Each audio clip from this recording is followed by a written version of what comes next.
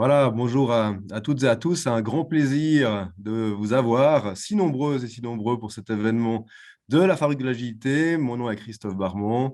Je serai le modérateur pour cet après-midi, cette fin d'après-midi qu'on espère très riche. En tout cas, elle est déjà riche de par la qualité des intervenantes, intervenants présents. Donc, on va découvrir ça ensemble. D'abord, peut-être quelques rappels des bonnes pratiques. Vous êtes des spécialistes des webinaires pendant depuis 18 mois. Donc, on ne va pas forcément vous faire la messe. Par contre, les petites particularités ici, c'est que plutôt que de poser vos questions dans le chat, on vous propose d'utiliser l'outil Q&A ou une Q&A, ça dépend de la langue que vous avez sur Zoom. Pour poser vos questions, ça permet à tout le monde de les voir et ça permet également aux panélistes de répondre en direct. On aime bien proposer aux panélistes de répondre en direct aux questions que vous pourriez avoir pour enrichir un maximum ces présentations. D'habitude, on a le temps de prendre 3-4 questions en fin de séance. Là, avec la réponse en direct, on peut répondre à 20, 25 ou 30 questions. Donc, soyez prolifiques. On vous enverra évidemment une synthèse de ces questions et réponses par PDF, par email, après le webinaire. Main levée virtuelle, vous pouvez l'utiliser pendant la table ronde, pas avant, parce qu'on a un planning à tenir. Donc, pendant la table ronde, si vous souhaitez poser une question, levez la main en fonction évidemment du temps que l'on a, en fonction aussi des questions qui sont déjà posées. Eh bien, on activera votre micro et vous pourrez parler directement aux intervenants, aux panélistes. Et puis, la présentation, toutes les présentations que vous allez voir vous seront évidemment envoyées par email ainsi qu'un lien vers le replay de cette présentation, des présentations et de cet événement. Voilà, je vais laisser la parole à Marie Blazer, qui est membre du comité de la Fabrique d'Agilité, pour vous dire le bienvenu. Au nom de la Fabrique d'Agilité, Marie, c'est à toi. Oui, bonjour à tous. C'est un plaisir de vous voir aussi nombreux aujourd'hui à cet événement. Je vais vous donner quelques mots sur la Fabrique de l'Agilité, car c'est vraiment une association qui a été créée pour parler de ces thématiques. Est-ce que Christophe, tu peux passer à la slide suivante? Le but, c'est vraiment d'avoir une communauté inter-entreprise pour échanger sur toutes les bonnes pratiques en lien avec ces nouveaux modes d'organisation. On souhaite aussi faire rayonner ce mouvement et le faire connaître afin qu'il prenne une ampleur plus importante dans toutes les organisations. Et vraiment, un élément qui est aussi au cœur de ces échanges, c'est vraiment la convivialité et l'authenticité pour vraiment avoir un partage d'expérience qui fait sens, car parfois, quand on fait des telles transitions, ce n'est pas toujours évident. Donc, on parle aussi de vraiment nos facteurs de succès et aussi nos axes d'amélioration par rapport aux challenges qu'on a rencontrés. Et vraiment, il y a aussi un travail de recherche qui est fait avec un outil d'évaluation pour que chaque organisation puisse savoir où il se situe dans ce chemin. Et on se réjouit de vous en parler plus aujourd'hui sur le thème de l'agilité stratégique, qui est toujours au cœur des entreprises, parce que c'est important d'avoir une stratégie pour faire évoluer le monde des affaires. Donc, je ne vais pas m'attarder plus. Il y a encore une slide qui montre aussi les entreprises qui sont membres de cette association. On est vraiment très content d'avoir des secteurs d'activité très différents, d'avoir aussi des entreprises d'une taille de toutes petites structures à des très grandes structures. Donc, c'est vraiment très chouette et ça offre aussi des riches échanges lors de rencontres entre les différentes personnes qui sont membres de l'association. J'ai encore une slide aussi pour vous parler de nos prochains événements. On organise le 13 octobre un webinaire axé sur le domaine plutôt des soins, avec l'approche centrée sur sur la personne dans les soins et les accompagnements. Et on aura un autre webinaire le 30 novembre sur un thème qui n'est pas encore défini. Donc, n'hésitez pas, lors du sondage qu'on vous enverra en fin d'événement, à nous donner vous partager vos idées. Et voilà, je vais m'arrêter là. Merci Marie pour ces bons mots. Ça fait envie tout ça, on se réjouit de le découvrir. En tout cas, un tout grand merci au comité la Fabrique de l'Agilité pour tout le boulot qu'ils ont fait déjà pour arriver à aujourd'hui et ensuite pour mettre en place ce beau programme. Nous sommes 90 connectés, c'est génial, quoi. C'est vraiment un beau succès, surtout avec le temps qu'il fait dehors, quoi. Je ne sais pas si vous avez fait le bon choix, j'espère, j'en suis persuadé, parce que si vous regardez ici le programme que vous a concocté le comité, eh bien, il est alléchant ce programme, puisque vous allez avoir d'abord un cadre qui va être posé par Céline Desmarais, puis ensuite on va avoir des partages d'expériences d'entreprises de toute taille que vous connaissez pour la plupart et que vous avez découvert dans le programme évidemment. Donc je ne vais pas non plus commenter ça en détail puisqu'on va vous laisser et on va laisser les intervenants se présenter eux-mêmes. Donc, en tout cas, c'est un tout grand plaisir de les recevoir et je remercie d'ores et déjà toutes et tous du temps qu'ils ont passé pour préparer cette conférence parce que voilà, c'est du temps pris sur déjà des vies bien remplies. Et on va commencer tout de suite avec Céline Desmarais, la collaboratrice scientifique au sein de la HEIG VD. Céline, Bonjour. Alors en fait, toi pour poser le cadre. je suis professeure à la FEIGVD, mais voilà, ça n'a pas d'importance. Et Bien, donc, non, mais c'est bien de le noter. C'est bien de le noter. avec ma collègue Manon Peterman, nous accompagnons la Fabrique de l'Agilité dans la réflexion scientifique autour du déploiement de l'agilité dans les organisations. Et donc, on m'a demandé de faire un petit point un peu théorique sur cette question de l'agilité stratégique. Du coup, j'ai fait ce point autour de l'agilité stratégique, quels enjeux. Le premier point que je voudrais aborder, c'est de dire qu'en fait, dans la littérature scientifique, quand on parle d'agilité stratégique, en fait, ce dont on parle, c'est la capacité des entreprises à s'adapter à leur environnement et à être proactifs. Mais pour les entreprises agiles, pour les organisations qui ont développé l'agilité, finalement, la question de l'agilité stratégique, elle se pose un peu dans l'autre sens. C'est-à-dire, la vraie question, c'est de se dire, nous qui avons développé cette agilité, qui avons donné de l'autonomie à nos collaborateurs, comment est-ce qu'on peut avoir une stratégie et comment, finalement, on peut avoir une stratégie en cohérence avec nos principes d'organisation agile. C'est-à-dire pas une stratégie forcément descendante qui se décline comme une cascade le long de l'organisation. Du coup, le premier point qui est important, c'est d'abord de déterminer le fait que l'agilité stratégique, c'est une des 4 dimensions de l'agilité. Souvent, on parle d'agilité d'une manière un peu vague, alors que c'est important de voir à quel niveau d'analyse ça se porte. Donc, l'agilité stratégique, c'est le premier, ça renvoie au lien avec l'extérieur. Et donc, ça renvoie principalement à 2 dimensions. L'approche proactive du marché, c'est-à-dire la capacité d'une entreprise à anticiper ce qui va se passer, et puis sa capacité d'adaptation.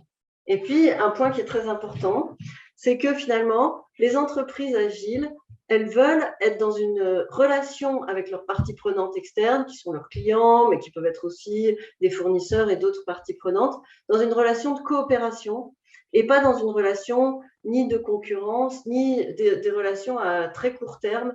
L'idée, c'est vraiment d'être dans une relation de don et de contre-don à relativement long terme.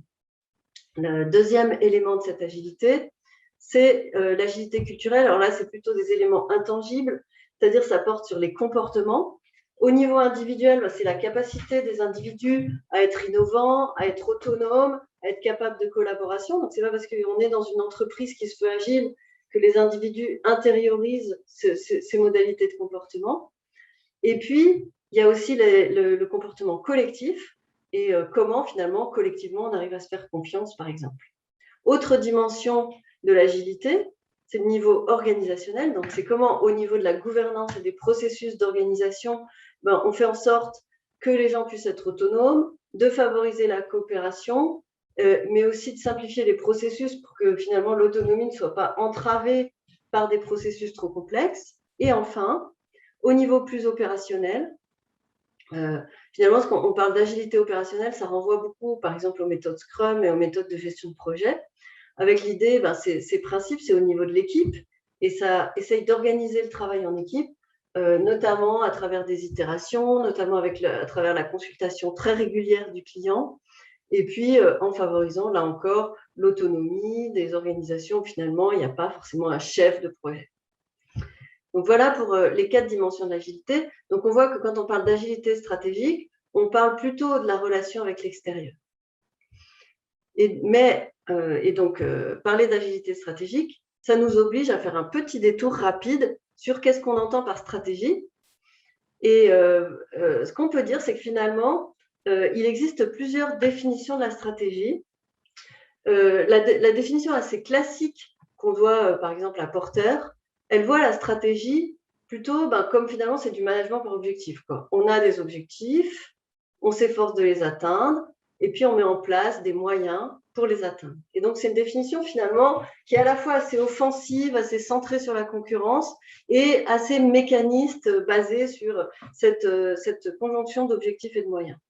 On peut dire que les auteurs plus récents, et je cite Bouquin, qui est d'ailleurs pas un auteur en stratégie, mais c'est pas grave, il voit, lui, la stratégie comme l'ensemble des actions qui déterminent durablement le succès d'une organisation. Et donc là, on est sur quelque chose de plus long terme. Ce qui est intéressant, c'est de dire que finalement, s'occuper de la stratégie, c'est essayer de déterminer le succès de l'organisation de manière durable. Et ça renvoie justement à cette vision plus large de la stratégie dans les organisations agiles autour de la coopération avec les principales parties prenantes. Et donc, quand on est dans cette vision de la stratégie, on voit que finalement, ça nous amène à rompre avec l'approche classique et dominante de la stratégie qui voit vraiment ça finalement comme un modèle de planification.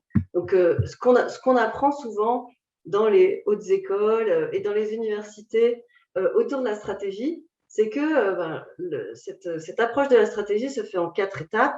Il y a d'abord une étape d'analyse. Hein, souvent, il y a les modèles qu'on a pu utiliser. Je donne par exemple l'exemple des matrices MOF, menaces, opportunités, forces et faiblesses, qui permettent de faire une analyse du marché.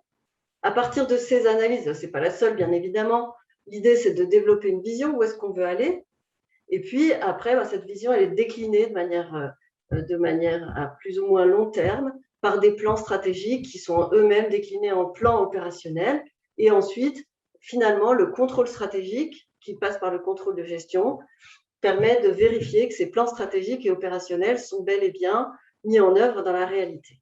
Donc ça, c'est la vision dominante de la stratégie. Et on voit bien que quand on essaye de développer une organisation agile, on est un peu embêté parce que ce n'est pas du tout comme ça qu'on a envie de faire la stratégie. On n'a pas du tout envie, finalement, que ce soit l'apanage forcément du comité de direction et puis qu'ensuite, ça se décline en cascade dans l'organisation. Et donc, finalement, les interventions qu'on verra aujourd'hui, elles tournent autour de cette idée de savoir comment faire différemment parce que la stratégie, elle entend quand même en partie cette vision très organisée, rationnelle et descendante. Mais, et c'est l'objet de la slide suivante, on peut se dire que même au sein de la recherche en stratégie, il existe 2 conceptions. Donc l'idée effectivement que la stratégie est nécessairement planifiée, qui est quand même la conception dominante et qui est la conception la plus ancienne. Et puis une conception alternative selon laquelle la stratégie peut être émergente. Et donc ça, c'est des travaux qu'on a de plus en plus dans le management stratégique, des gens qui essayent de montrer que quand on regarde les stratégies réelles qui existent dans les entreprises, on se rend compte que même dans les entreprises les plus classiques, les stratégies planifiées ne représentent en réalité qu'une petite partie de ce qui est vraiment le cheminement des entreprises et que finalement, il y en a une grande partie qui vient des pratiques des acteurs. Et donc, de plus en plus en stratégie, il y a une tendance à aller s'intéresser à ce que font les acteurs dans les organisations pour comprendre finalement le cheminement des organisations. Et on voit bien du coup que cette évolution, elle se rapproche des questionnements finalement pragmatiques qu'on peut avoir dans une organisation agile. Pour finir, ce très bref point, je voudrais juste donc récapituler à l'issue de ces petits éléments, quels sont les enjeux de l'agilité stratégique. Alors, la première, et qui à mon avis est centrale et qu'on finalement recouvre une partie assez importante des interventions concrètes qui vont suivre ce petit point, c'est comment concilier une approche centralisée de la stratégie et une approche émergente. Comment faire en sorte finalement d'avoir quand même une réflexion stratégique au niveau peut-être des dirigeants d'une organisation, mais d'intégrer ce qui se passe dans cette organisation, ou en tout cas de faire en sorte que la réflexion globale dans l'organisation puisse déboucher sur une vision stratégique. Donc ça passe par exemple par une conception participative de la vision. Ça passe aussi par une stratégie chemin faisant, c'est-à-dire l'idée que la stratégie, ce n'est pas une bible, ce n'est pas quelque chose qu'il faut absolument suivre et il ne faut pas plier l'organisation à tout prix pour la faire respecter une stratégie qui a été décidée à un moment donné, mais cette stratégie, elle peut évoluer, se construire en chemin. Et puis, ça passe aussi par l'importance au sein de ces organisations du partage des valeurs et des enjeux qui sont une composante très importante de la stratégie. Et donc, l'idée que finalement, écrire une stratégie, c'est une chose, mais si on ne l'impose pas de manière descendante par des objectifs, finalement, on essaye de la partager davantage et on essaye de faire en sorte que tout le monde ait la même vision des choses de l'endroit où on veut aller.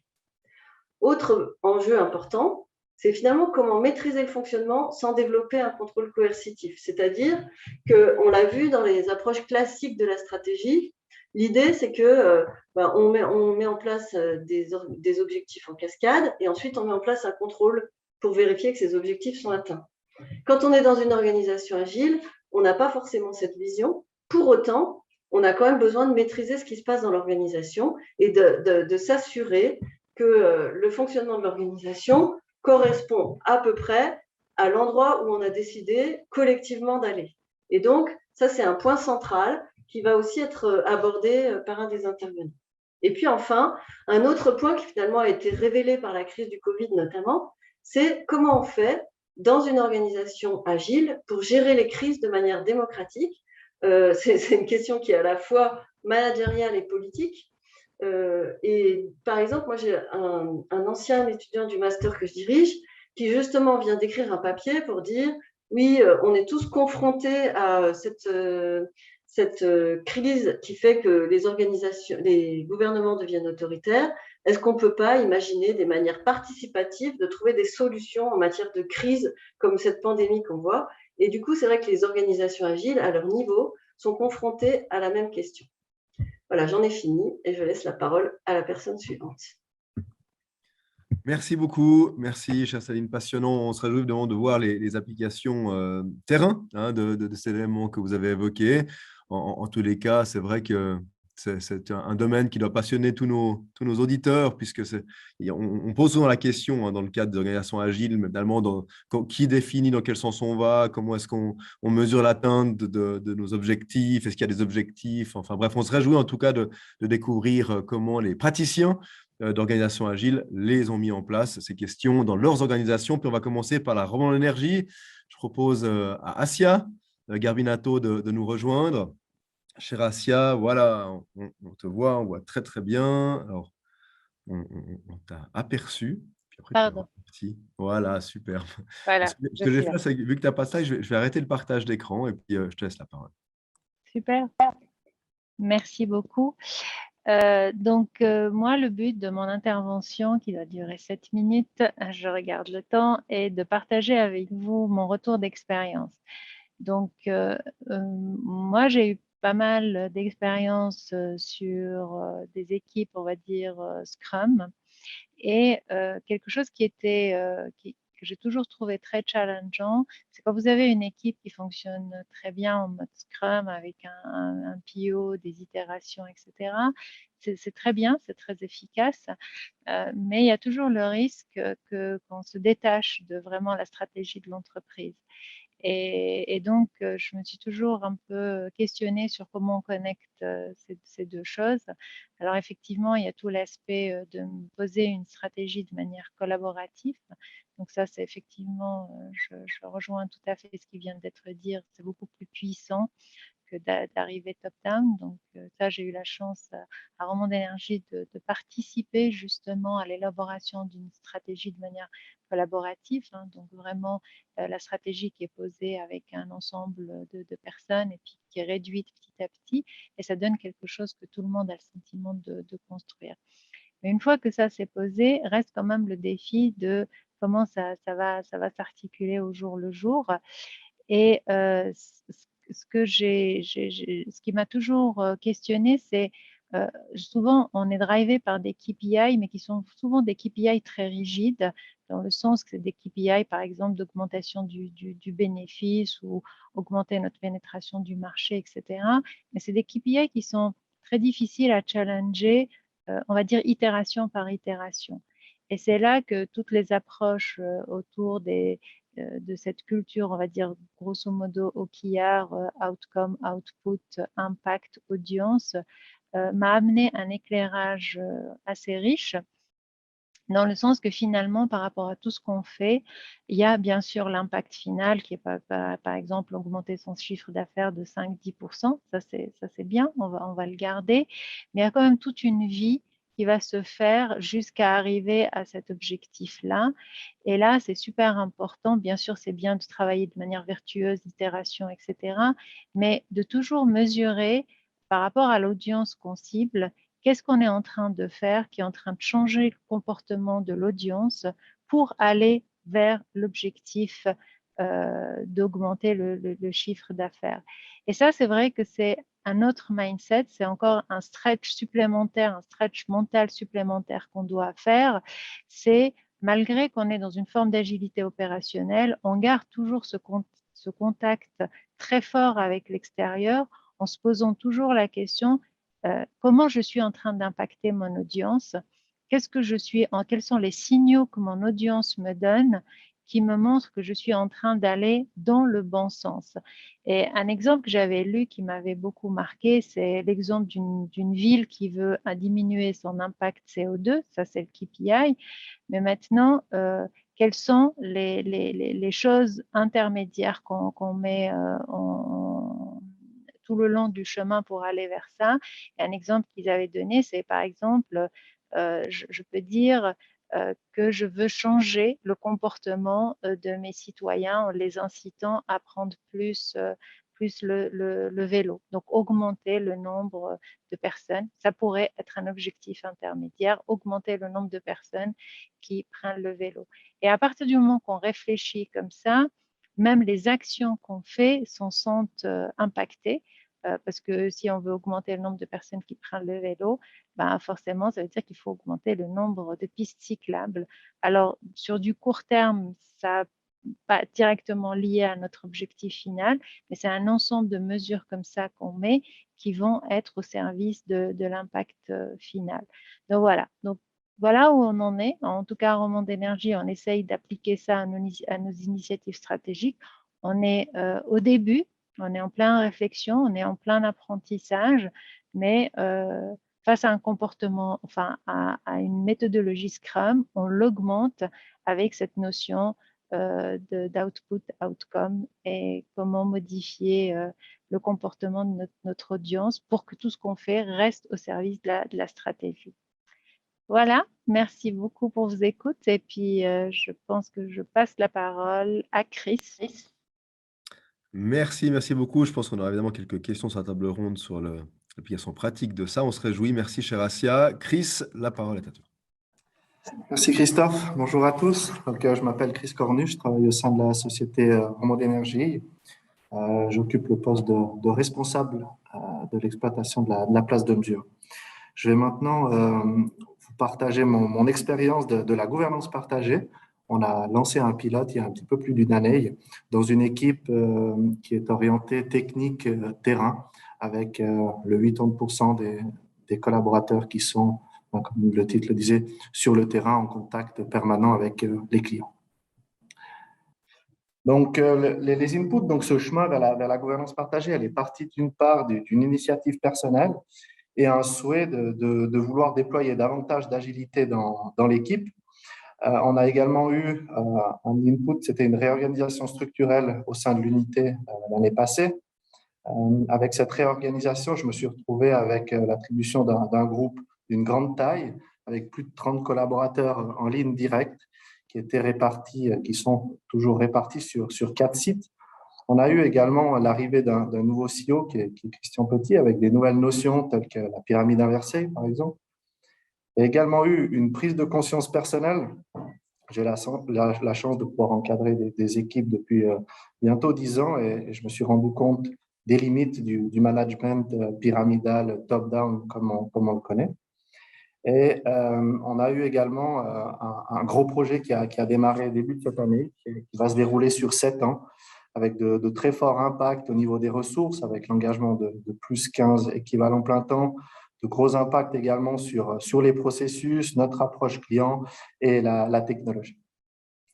Voilà pour les inputs. Je peux passer, Christophe, à la suite. Merci. Donc, les objectifs, je suis parti en fait de cette citation que j'aime bien. Ceux qui font sont ceux qui savent et ceux qui savent sont ceux qui font. Parti de ce constat, je me suis fixé 5 objectifs. Donc, le premier, c'était de donner la possibilité au groupe de gagner en autonomie et en responsabilité, donner davantage de sens aussi et permettre au groupe de développer les talents. C'est vrai qu'on travaille avec l'industrialisation des processus, donc je sentais qu'il y avait une forme de renfermement sur les gens où ils faisaient uniquement ce qu'on leur disait et ils n'allaient pas plus loin. Amener aussi une autosatisfaction dans le travail des collaborateurs en éliminant cette reconnaissance hiérarchique qu'on connaît tous. Changer mon rôle aussi de manager en tant que soutien, de coach et garant du bon fonctionnement. Puis un point important, apprendre à travailler mieux ensemble. C'est vrai que travailler ensemble, c'est deux mots, mais dans la pratique, c'est pas évident. Et puis où chacun contribue pour un résultat commun, on était très axé sur des objectifs individuels. Mais je voulais m'éloigner de ça pour avoir davantage d'objectifs communs et des résultats communs. Donc, suite à ça, on a fait un cap en mode pilote, où on est toujours en mode pilote vers la gouvernance partagée. Donc, on a fait une première phase de co-construction de notre future organisation en cercle avec l'équipe. Donc, on est parti sur une base d'un groupe de représentants volontaires par métier. L'objectif, c'était de pouvoir continuer quand même notre business, ne pas impacter notre qualité de la relation client et puis, bien entendu, inciter à l'échange. Quand on a un groupe participatif comme ça, sous une forme de pilote, ça pousse les gens à communiquer davantage. Après, il y a eu toute la partie de gestion du changement. C'est vrai que le gap est très important entre une organisation traditionnelle et le mode gouvernance partagée. Donc, pour les collaborateurs, c'est un très grand saut. C'est vrai que le changement de paradigme est très profond, ce n'est pas uniquement en surface. Et puis, pour la mise en place, on a engagé un coach externe pour le design des rôles, des cercles et des formations. Voilà pour cette partie-là. Et puis, le bilan pour la première phase, donc on a fait le kick-off en 2020. Donc, on veut dire, un bilan qui est un peu mitigé, je vais dire ça comme ça, pour cette première phase. Donc, avec les points positifs, ça a été très clairement un renfort des sentiments de valorisation des collaborateurs, de confiance, de l'autosatisfaction et de l'autonomie. Ça, c'est vraiment quelque chose qui ressort beaucoup après ce lancement. On a énormément de transparence maintenant des rôles au sein des équipes. C'est vrai qu'on avait une opacité entre les rôles actuels, qui fait quoi. C'est vrai que ces rôles, ils ne sont jamais tellement à jour. Donc, l'objectif, c'était vraiment de mettre davantage de transparence. On a également eu 2 autres équipes au sein de la société qui ont pris part à des pilotes vers la gouvernance partagée. Après, pour les points d'attention qui sont apparus, il y a des craintes qui sont apparues chez certains collaborateurs concernant la perte de repères. Certains ne voyaient pas trop où on allait, ils ne comprenaient plus trop la vision, ils n'avaient plus ce fil rouge qu'ils connaissaient par le passé. Comme on est répartis sur 4 sites, on a eu certaines sensations de création de mini-usines où chacun faisait un petit peu sa sauce dans son coin, on va dire ça comme ça. Et puis, on a également certaines personnalités avec un leadership plus marqué qui prenait un peu l'ascendant sur les autres. Et un des derniers points, c'était la perte du chef traditionnel, comme on le connaît. C'est vrai que je suis quelqu'un qui est très proche des collaborateurs et certains ont senti en fait un manque de confident. En fin de compte, j'ai repris les mots qui sont revenus. C'est vrai qu'il y a un peu la troisième oreille qu'on a. Donc aujourd'hui, la bascule en mode 100% gouvernance partagée, elle n'est pas encore en place. On continue la partie du travail du design des cercles et des rôles, comme on l'a dit. Et puis les prochaines étapes pour nous, c'est principalement la finalisation de notre organisation. C'est vrai qu'on a recueilli énormément de feedback terrain, que ce soit lors bilatéral ou de sondages anonymes aussi. C'est vrai que les sondages anonymes étaient très riches, avec énormément de profondeur, parce que c'est vrai que certaines personnes n'osent peut-être pas s'exprimer quand il y a du monde. Donc là, on a pu recueillir énormément de points positifs et puis de points d'attention aussi. Donc maintenant, l'objectif, c'est de pouvoir affiner notre organisation pour voir comment les collaborateurs souhaitent travailler dans le futur et puis passer toute la partie des OKR, des objectifs communs qu'aujourd'hui, on doit encore affiner. Voilà. Merci beaucoup pour votre attention. Vous avez mes coordonnées si vous souhaitez me contacter. C'est vrai que c'est un sujet très passionnant et très vaste. Donc, en 5 minutes, je me suis un peu torturé l'esprit pour essayer d'aller à l'essentiel. J'espère que c'était bon. Merci beaucoup. Merci beaucoup, Chris. En tout cas, tu as réussi le résultat sur le timing, puisque tu es parfaitement à l'heure et dans les temps. Donc, je te remercie pour ça aussi. On va passer la parole à Nathalie Minomontes, elle est co-directrice générale de la Fondation Trajet. Chère Nathalie, on se réjouit de t'entendre. La parole est à toi. Est-ce que tu nous vois? Voilà, très bien. On te voit en tout cas. La parole est à toi. Merci Christophe. Bonjour à toutes et à tous. Donc Nathalie Minomontes, co-directrice générale à la Fondation Trajet. Et en moins de 10 minutes, je vais vous partager notre expérience sur la mise en place des objectifs et des axes stratégiques pour 2021 à 2024. Voilà, alors pour vous faciliter la compréhension de notre démarche, quelques éléments. Donc, la Fondation Trajet accompagne des personnes atteintes dans leur santé mentale sur des activités de travail, d'hébergement et de citoyenneté. Chaque année, Trajet, c'est à peu près 135 professionnels et quelques 400 utilisateurs. Donc, les utilisateurs sont nos bénéficiaires. Et Trajet, c'est une vingtaine de sites et une quarantaine de métiers. Donc, face à cette complexité, quelques éléments pour comprendre l'historique de notre gouvernance sur les aspects méthodologiques, puisque ça va bien au-delà de ces quelques lignes. Donc, l'autonomie, une valeur qui nous est chère, qui est au cœur de notre mission, mais qui est aussi au cœur de notre management, puisque pour rendre les utilisateurs autonomes, il faut que les professionnels le soient également. La notion d'expertise, on part du principe que chacune et chacun est experte dans son domaine de compétences en fonction de son parcours.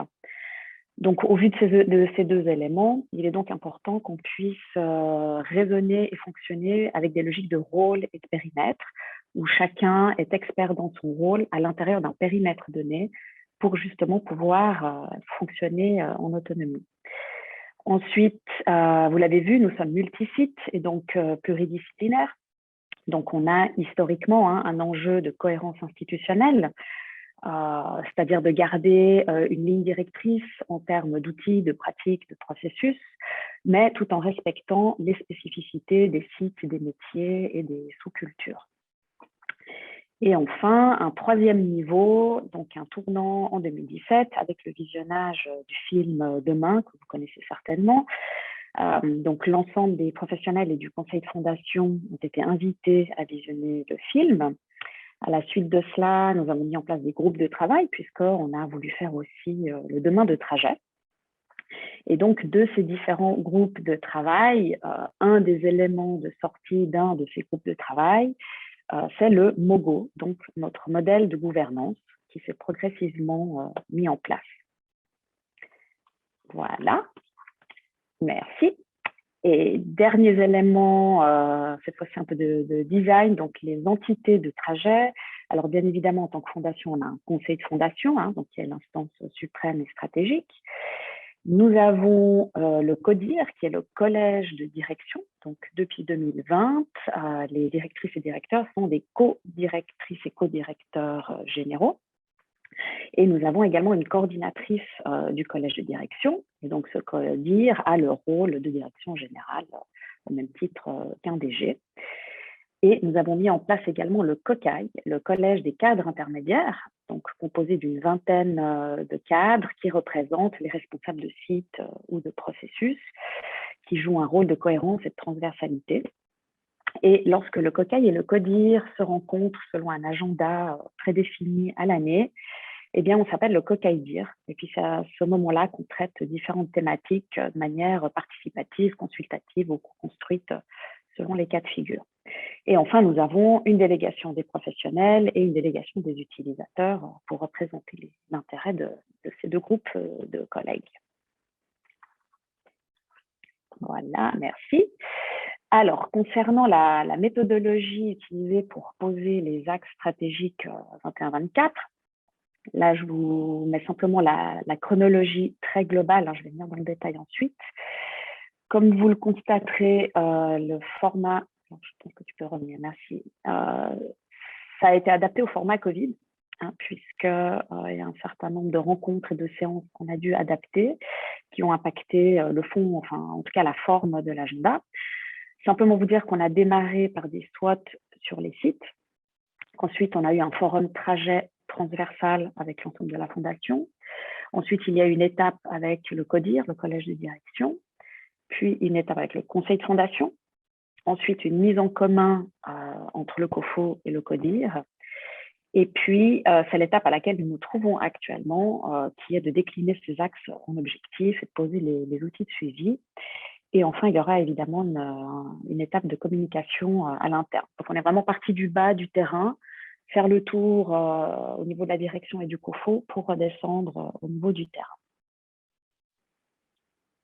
Voilà. Donc, au niveau des sites, eh bien, ça s'est déroulé dans un format équipe et utilisateur. Les données entrantes concernaient les prestations de terrain, hein, donc vraiment les enjeux d'accompagnement, quelques éléments issus des plans stratégiques que les sites avaient déjà posés au préalable. Donc là, on est vraiment dans les données entrantes terrain et en termes d'enjeux. On ne parle pas encore d'axes ou d'objectifs, c'est qu'est-ce qui se joue au niveau du terrain. Ces éléments-là ont été compilés pour être traités lors du forum. Alors, c'est là que les mesures sanitaires commencent à se faire sentir. Donc, au départ, on voulait faire un grand forum avec l'ensemble des collaborateurs et des utilisateurs. Le nombre de personnes étant limité, on a invité la délégation des utilisateurs pour avoir comme des représentants des bénéficiaires et le COCAIDIR, donc l'ensemble des cadres. Et là, donc, on est parti des synthèses des SWOT qu'on a ensuite développées à travers des ateliers mixtes en sous-groupe avant de remettre en commun.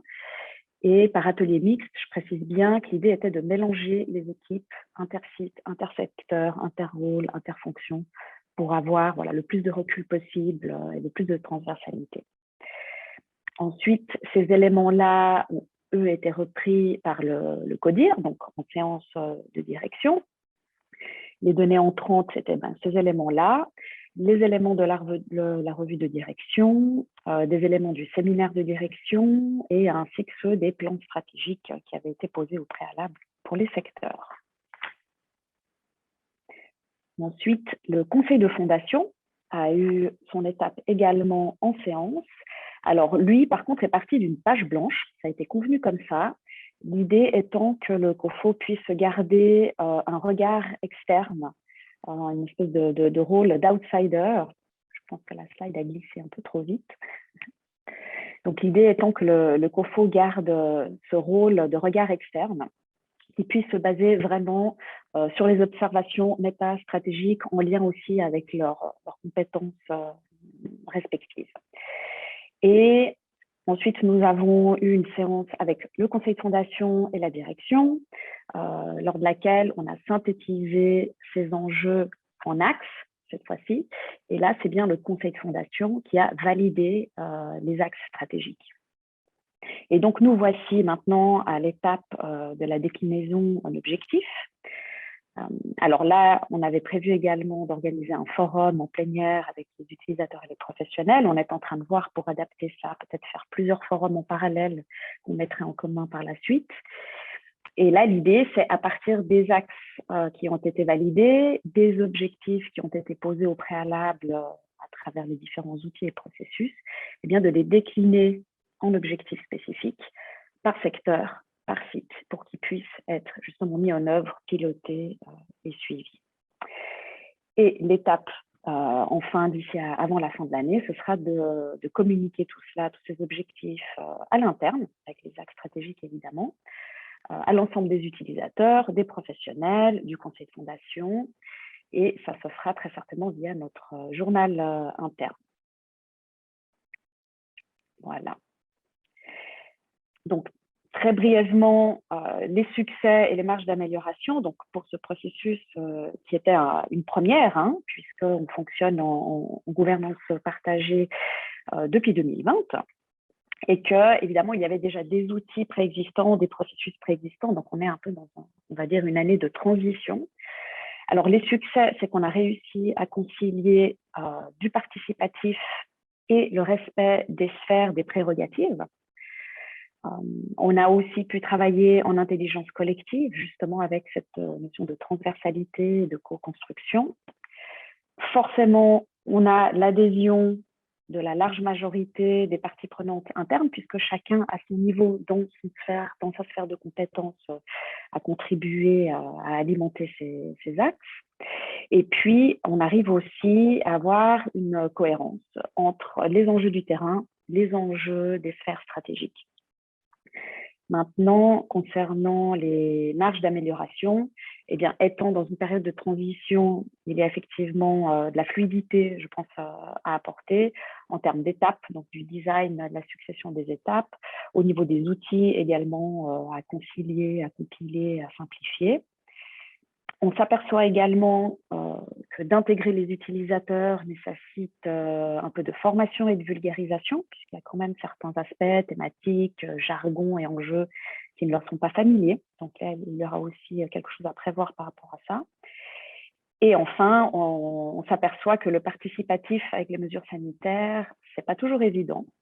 Et là, certainement qu'il y aura des outils en ligne aussi à utiliser en format visio qu'on pourra développer pour la suite. Voilà, je vous remercie pour votre attention.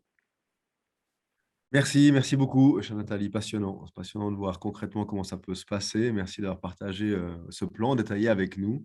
Il y a des questions auxquelles on répondra tout à l'heure sur la table ronde ou tu arriveras peut-être à y répondre en direct. Je ne sais pas. Ça me donne l'occasion de vous rappeler que vous pouvez utiliser le module Q&A ou bien Q&A, pardon, de Zoom qui permet de poser ces questions. Il y a déjà 11 questions qui ont été posées et 6 pour lesquelles une réponse a été donnée. Donc, vous voyez que ça va vite. En tout cas, on vous remercie pour votre participation intensive. Je vais passer la parole sans plus de transition à Rémi Tso. Il est directeur de Softcom Technologies et il va nous parler pas mal d'OKR et de stratégie.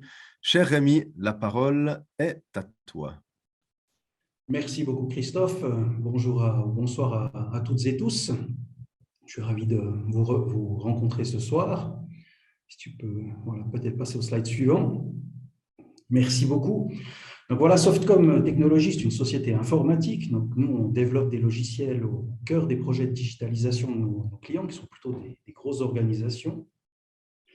On a développé l'agilité opérationnelle, Scrum, ça a été évoqué tout à l'heure, depuis plus d'une décennie. Et ça fait maintenant 6 ans qu'on a développé l'agilité organisationnelle au sein de nos équipes, finalement en permettant de déléguer la responsabilité à nos différentes équipes. Alors aujourd'hui, avec notre croissance, on avait besoin d'aligner notre stratégie sur cette agilité organisationnelle ou cette dimension organisationnelle. Et c'est la raison pour laquelle je vais vous expliquer un petit peu notre choix de la méthodologie OKR et comment on y est arrivé. Slide suivant. Merci. Donc voilà, Softcom aujourd'hui est organisé donc de manière agile avec la particularité de s'appuyer sur le modèle Spotify et ce qu'on appelle des tribes, des tribus. Ces tribus sont destinées à des marchés. Ce n'était pas le cas jusqu'à il y a 2 ans, mais depuis 2 ans, on a constitué ces différentes tribus. Aujourd'hui, on en a 3.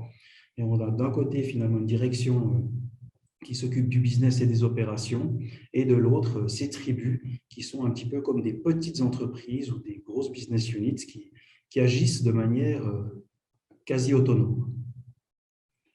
Si on va voir ensuite à l'intérieur de ces tribus, donc ces tribus sont organisées en petites équipes, en squads, et ces tribus intègrent également tout ce qui est vente, commerce, marketing, etc.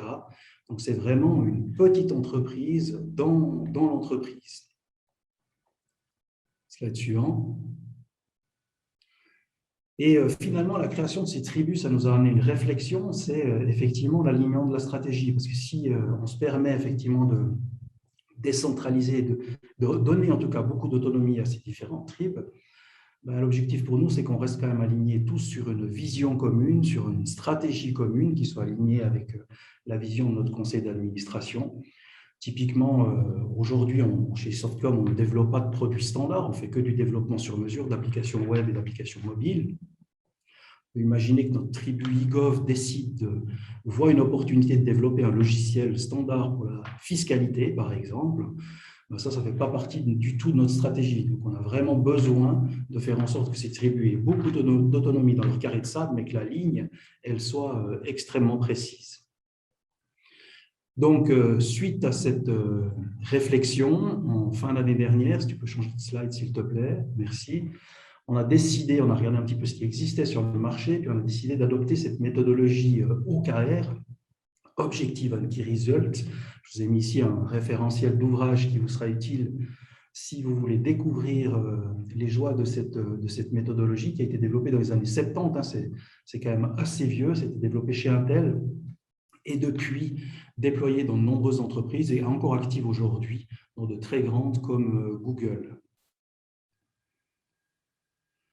Voilà, ce qui nous a intéressé dans cette méthode, finalement, on aurait pu en prendre d'autres, mais ce qui nous a intéressé, c'est au-delà du fait que ça permet de définir des objectifs SMART, comme c'est largement connu, ça nous permettait surtout d'avoir une méthode qui mette du rythme, et je reviendrai sur cette notion de rythme, c'est que ça a été déjà évoqué par les intervenants précédents. Nous ne sommes pas à définir des objectifs à 1 an, 2 ans, 3 ans, et puis finalement attendre la fin de l'année pour voir où ça en est, et ne pas pouvoir finalement adapter ces objectifs en fonction de leur état d'avancement et de constats qu'on ferait dans la gouvernance de l'entreprise. Et surtout, et ça c'était pour nous extrêmement important, c'est cette notion bottom-up, qu'il ne s'agit pas pour la direction de définir tous les objectifs et les résultats clés, mais nous on définit une vision avec le conseil d'administration, on décline un petit peu cette vision et ensuite finalement tous les objectifs et les résultats clés au quotidien ou en tout cas au trimestre sont définis et remontés par les équipes.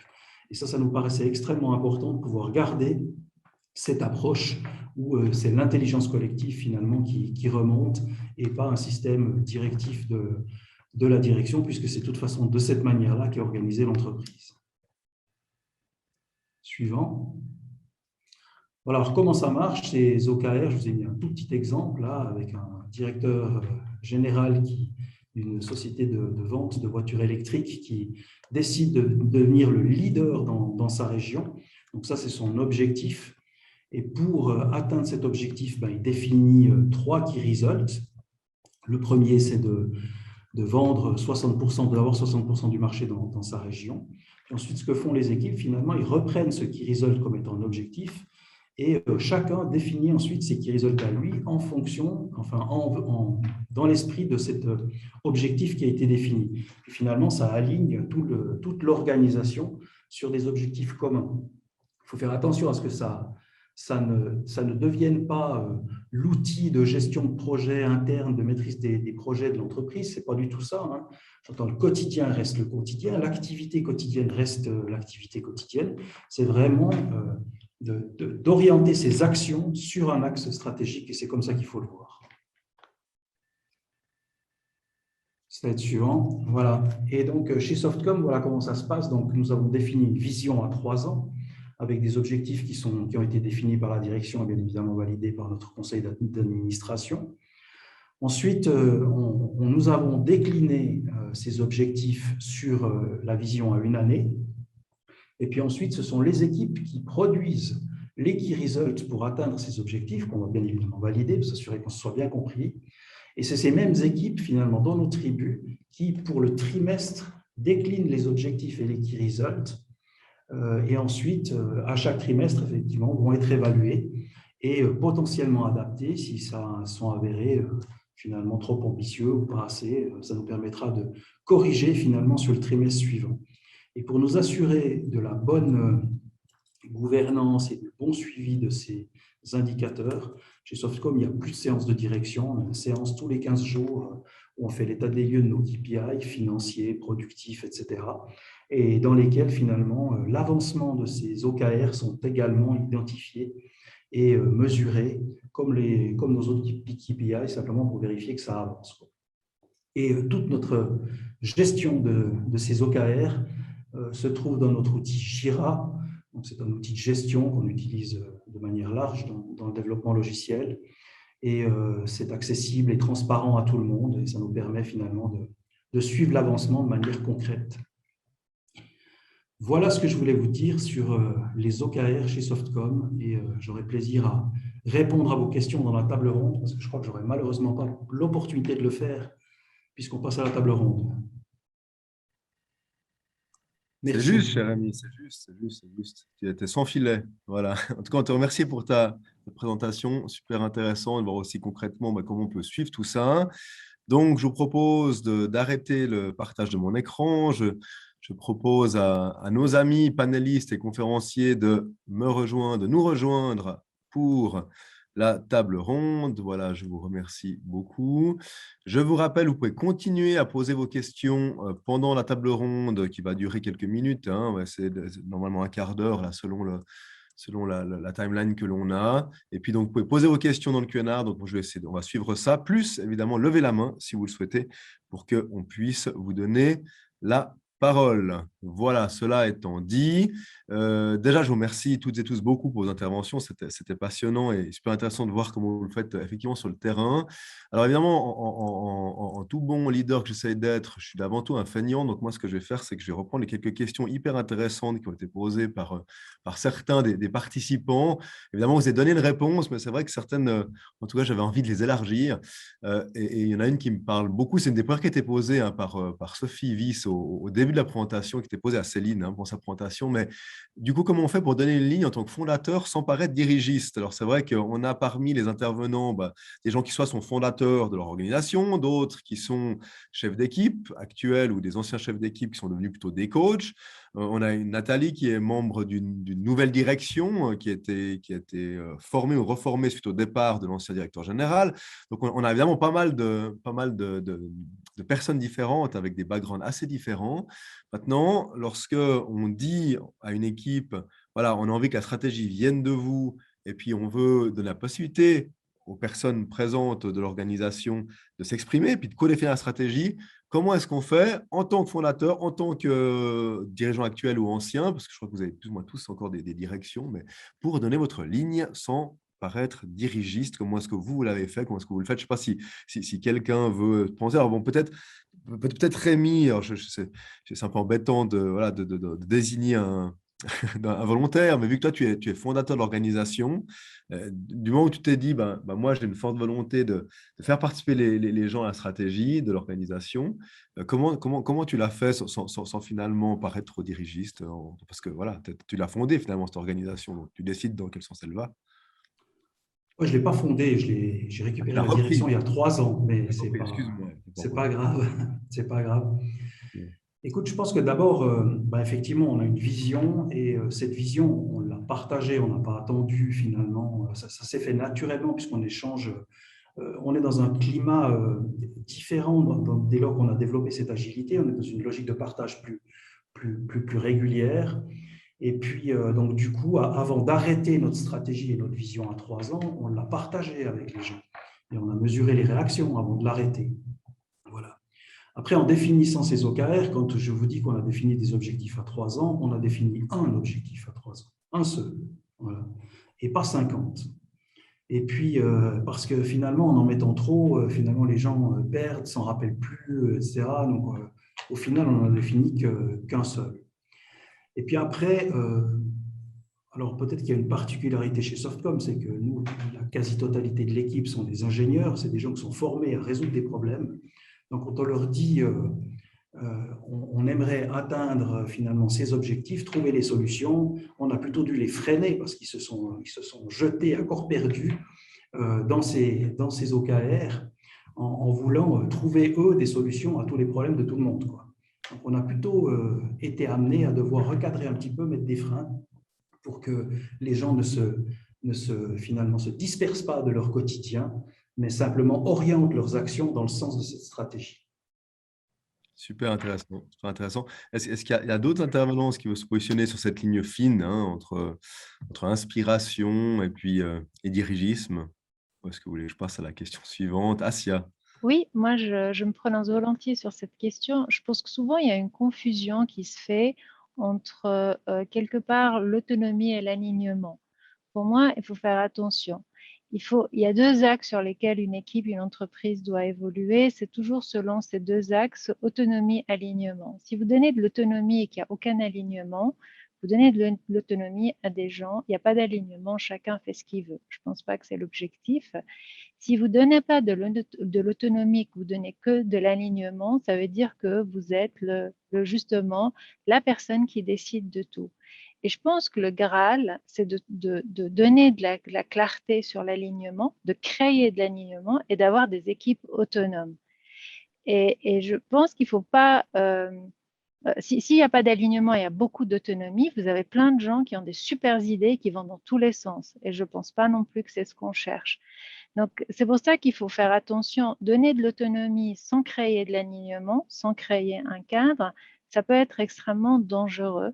Et c'est pour ça que pour moi, c'est de mettre en équilibre ces deux choses qui fait qu'une entreprise a de l'alignement. Ces cadres, c'est les personnes qui la constituent sont des personnes autonomes et donc elles ont de l'autonomie vis-à-vis d'un alignement qui a été fixé. Voilà. Super intéressant. Merci pour la précision. Et c'est vraiment, vraiment, vraiment intéressant, chère Assia. Céline, vous voulez intervenir sur la question? Oui, en fait, je voulais rebondir sur ce qui vient d'être dit par Assia, parce que c'est un sujet qui me tient à cœur, justement. Au sein de mon institut, on a fait une recherche dans laquelle, justement, on a regardé le lien qui existait entre autonomie et contrôle dans une dizaine d'entreprises de Suisse romande. Et on s'est rendu compte que la plupart du temps, alors ça dépend bien sûr comment on définit le contrôle, parce qu'on peut définir le contrôle comme de la surveillance ou, comme ça a été dit par Assia, comme de l'alignement. Donc moi, je définis le contrôle plutôt comme de l'alignement. Et qu'en fait, plus il y avait de contrôle, alignement, plus il y avait d'autonomie, justement. Et ça, c'est vrai que ça peut être un peu contre-intuitif. Après, pour moi, toute la question, c'est dans comment on met en place ce contrôle alignement, c'est-à-dire est-ce qu'on met un contrôle qui est coercitif, qui est une surveillance, ou est-ce qu'on met en place un contrôle qui est vécu par les personnes, les collaborateurs, plutôt comme du soutien et de la clarification. Et ça, finalement, avec les mêmes outils, parce que là, donc, Rémi nous a présenté les OKR, qui sont un outil super intéressant, parce que justement, ils mettent l'accent sur la priorité, mais même avec des outils classiques de contrôle, finalement, on peut être dans cette logique de contrôle, d'accompagnement, en fait. Merci beaucoup. Merci beaucoup. Donc, ce n'est pas l'outil qui est important, mais évidemment, c'est comment on l'utilise en l'occurrence. Merci. Et c'est vrai qu'on entend souvent une des principales problématiques de ces organisations autonomes dans lesquelles les gens sont potentiellement, hein, en tout cas, c'est ce qu'on en dit, un petit peu perdus ou désécurisés, justement. Et c'est vrai que là, puisqu'on leur dit, voilà, vous êtes autonome, vous pouvez essayer les choses, puis le fait de s'aligner régulièrement, de faire des points, permet d'apporter de la sécurité, puis d'être sûr qu'on va toutes et tous dans le même sens. Super intéressant. En tout cas, merci Martine Souligny, hein, que merveilleux alignement et clarté sur l'alignement. C'est vraiment super intéressant. Je vous remercie. Il y a une autre question qui a été posée également, auquel, sauf erreur, je crois que c'est Céline qui a répondu, et qui est un petit peu une des questions qu'on pose souvent, c'est Lee Kim qui l'a posée. En tout cas, un grand merci. Mais c'est vrai que souvent, la stratégie est utile pour savoir aussi où est-ce qu'on va mettre les moyens, où est-ce qu'on va investir, puisque à un moment donné, les ressources d'entreprise ne sont pas infinies, donc il faut faire des choix, et donc la stratégie nous permet souvent de faire ces choix.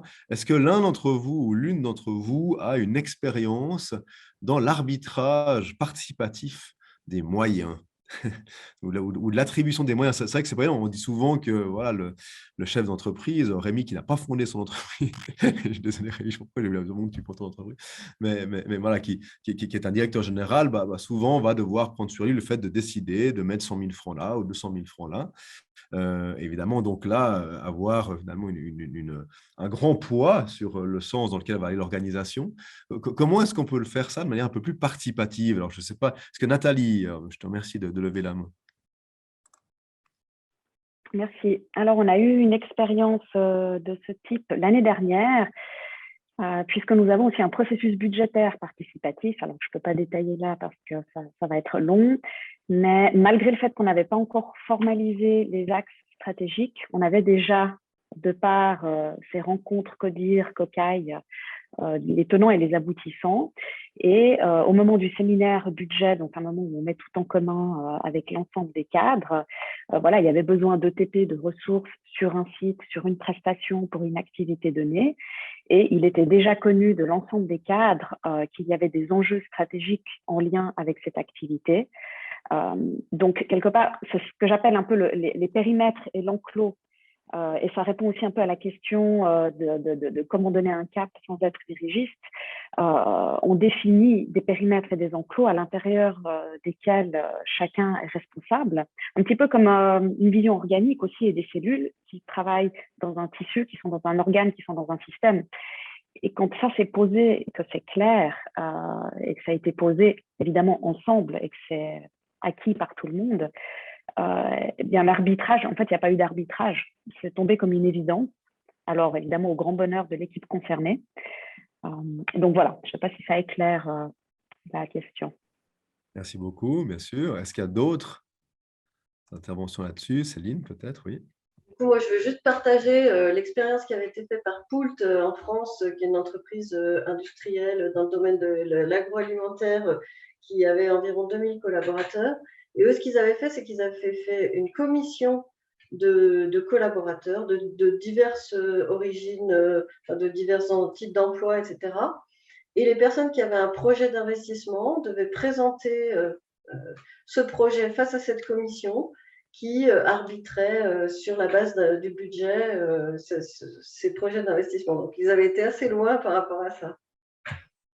Merci beaucoup. C'est vrai que, et puis avant de passer la parole à Asia, c'est vrai que voilà, moi, j'ai moi-même mis en place une organisation avec d'autres, et puis dans la nôtre, on fait ça comme ça, c'est-à-dire qu'il y a n'importe quel leucomètre qui a une idée peut pitcher devant les actionnaires, nous, puis ensuite, le même pitch est fait auprès du conseil d'administration, puis un système de navette entre le conseil d'administration et les actionnaires jusqu'à ce que la décision soit prise. Donc, ça ressemble à l'exemple que tu citais, donc je trouve intéressant de le souligner. Asia, peut-être, oui. Oui, moi, ça va dans le sens de ce que tu viens de dire. Donc vous m'entendez? Oui, très bien. Oui, pardon. Donc, en fait, moi, par exemple, pour tout ce qui était le projet de portefeuille analytique à Romande Énergie, j'ai mis en place une communauté qui arbitre. Donc, c'est des champions, on va dire, au niveau des différents métiers par rapport aux enjeux analytiques. Et il y a une roadmap qui est décidée de 3 mois en 3 mois devant ces champions. Donc, ce n'est pas forcément un codir, hein, c'est vraiment des gens qui ont une réelle légitimité sur le sujet. Et pendant cette séance, les gens viennent pitcher. Donc, on est totalement transparent par rapport aux capacités de l'équipe, au budget, etc. Les gens viennent pitcher et il y a un vote qui est fait à la fin du pitch. Et puis, les capacités des équipes sont engagées en fonction du résultat des pitchs. Donc, voilà un exemple. Et cette décision fait force, enfin, entre en force, c'est-à-dire ne peut pas être retoquée par une direction, etc. Non, après, bien sûr, il peut toujours y avoir des problèmes opérationnels, des urgences qui peuvent effectivement venir perturber une roadmap, mais sauf urgence, ça fait foi et loi. Merci beaucoup, super intéressant. J'avais encore une question là, qui a aussi été posée, mais je trouve intéressant par rapport à ce qui vient d'être dit sur la définition commune de la stratégie. C'est la question cette fois de l'agilité décisionnelle par rapport à des changements qui peuvent survenir dans les organisations à tout moment. Hein. On vit dans un monde voilà, qui va de plus en plus vite. Puis du coup, c'est clair que quand on parle d'agilité, on parle avant tout de la capacité de l'organisation à s'adapter à son environnement de manière rapide, autonome, organique. Et c'est vrai qu'on a un peu l'impression en fait, que ces processus stratégiques qui impliquent beaucoup de monde, puis qui font que, voilà, on a parlé d'aller-retour, Nathalie, tu les as évoqués, un peu en plusieurs cercles. Est-ce qu'il n'y a pas une dichotomie finalement, entre l'agilité stratégique qui voudrait qu'on donne la capacité finalement d'agir en fonction de ce qui arrive du terrain le plus rapidement possible, puis de l'autre côté, la volonté d'impliquer un maximum de monde qui fait que ça prend du temps. Je ne sais pas si quelqu'un veut répondre là-dessus, c'est vrai que la question est un petit peu complexe, mais c'est vrai que je trouve intéressant de lier ces deux questions qui ont été posées.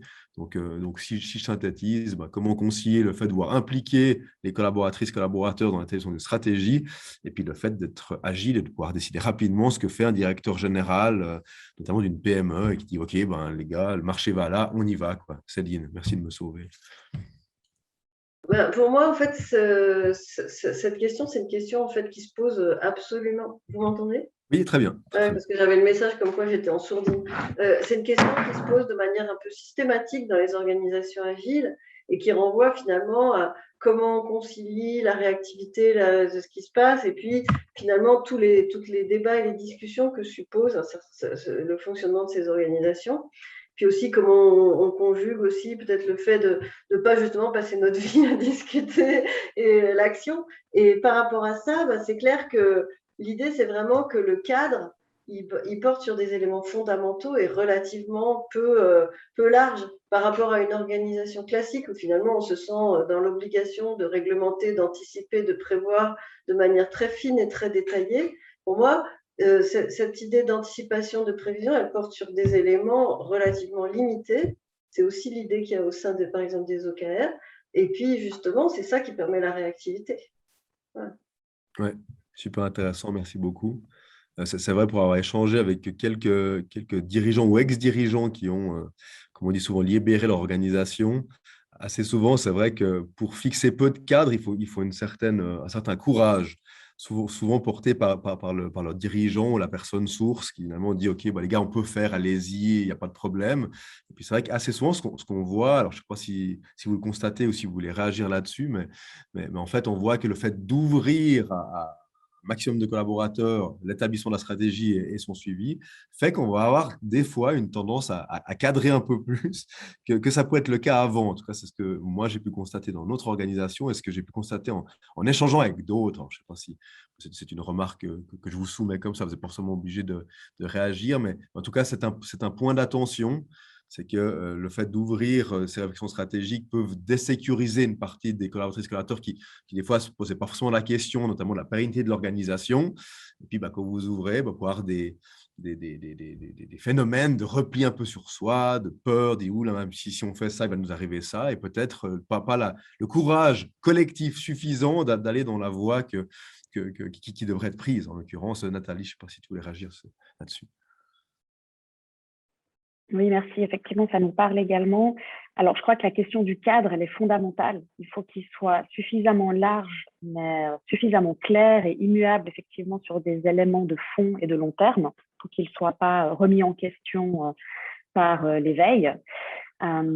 Et les questions des périmètres et des rôles. Donc, si on sait où on va, on a un cap qui est clair, que chacun dans ce bateau qui va là-bas sait quel est son rôle, quelles sont ses prérogatives, la marge, après, elle est infime.